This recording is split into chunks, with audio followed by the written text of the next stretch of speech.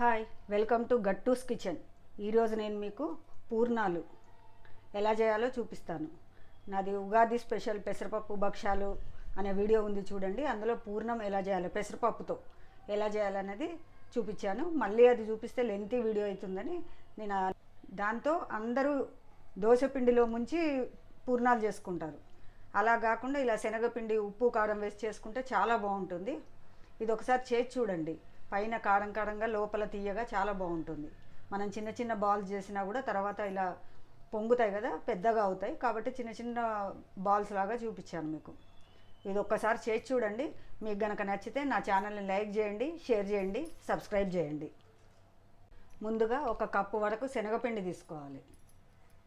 ఇందులో ఒక అర స్పూను ఉప్పు కారం కలిపింది, బేకింగ్ సోడా ఒక పావు స్పూను ఇవి వేసుకోవాలి. ఇందులో వేసుకొని ఇవి బాగా కలుపుకోవాలి. ఇలా కలుపుకొని ఇందులో మనం కొంచెం కొంచెం నీళ్ళు పోస్తూ బజ్జీల పిండిలా కలుపుకోవాలి.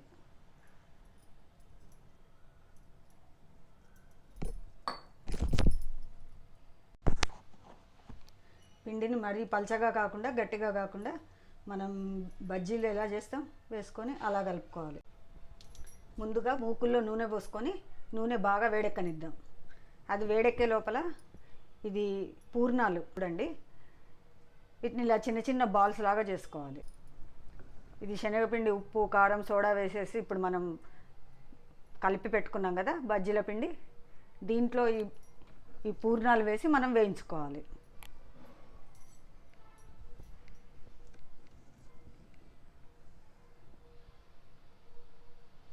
ఇలా చిన్న చిన్నగా చేసుకుంటే మనకు బాగుంటుంది. పెద్దగా చేసుకుంటే మనకు సగం సగం వస్తుంది. దాని బదులు ఇలా చిన్నగా చేసుకోండి. ఇలా చేసుకొని మనం వీటిని వేడైన నూనెలో వేసుకోవాలి. ఇది పిండి పల్చగా అయితే మళ్ళీ కొంచెం పిండి వేసుకోవాలి. నాదైతే కరెక్ట్ అయింది, చూసుకోండి. అందరూ దోశ పిండిలో వేసేస్తారు కదా, ఒకసారి ఇలా చూడండి, చాలా బాగుంటాయి ఇవి. ఇవి ఎప్పుడో చిన్నప్పుడు మా అమ్మమ్మ చేస్తే తిన్నాను, నాకు ఎందుకో గుర్తుంది. మా అమ్మ అడిగితే అమ్మ కూడా చెప్పింది, అవును ఇలా కూడా బాగుంటాయని. నేను చేసి చూశాను, మళ్ళీ నాకు నచ్చినాయి, అందుకే నేను మళ్ళీ చేస్తున్నాను మీకు చూపిద్దామని. మామూలుగా స్వీట్గానే చేస్తారు కదా, ఇది పైన హాట్ ఉంటుంది, లోపల స్వీట్ ఉంటుంది. చాలా అంటే చాలా బాగుంటాయి. ఇలా ఒక్కొక్కటి మనం పక్కనకి తిప్పుకోవాలి.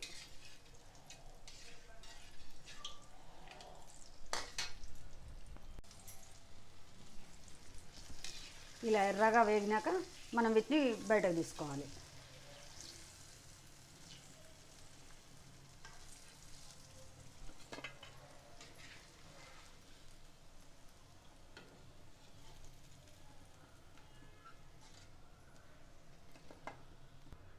పూర్ణం బూరెలు రెడీ అయిపోయినాయి.